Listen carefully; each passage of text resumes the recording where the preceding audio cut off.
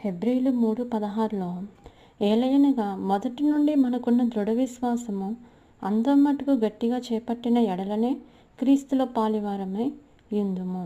ప్రియ సహోదరి సహోదరుల, ఈరోజు దేవుడు నీతో మాట్లాడుతున్నాడు. నీ విశ్వాసము అంతం మట్టుకు గట్టిగా చేపట్టుకో.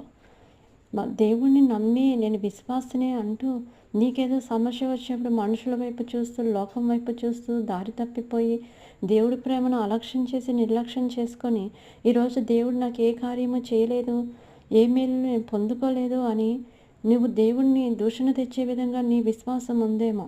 అది దేవునిలో కేవలం క్రీస్తుని వెంబడించే నీకు కేవలం దీవెనలో ఆశీర్వాదాలు మాత్రమే కాదు, సిలువను మోస్తున్న వారికి సిలువ వంటి శ్రమలు కూడా ఎదురవుతున్నప్పుడు నీ విశ్వాసాన్ని నువ్వు గట్టిగా చేపట్టుకొని నువ్వు బలంగా అంతం వరకు నమ్మకంగా నిలబడినప్పుడే దేవునిలో క్రీస్తులో పాలివారిందుగా నువ్వు ఉంటావు.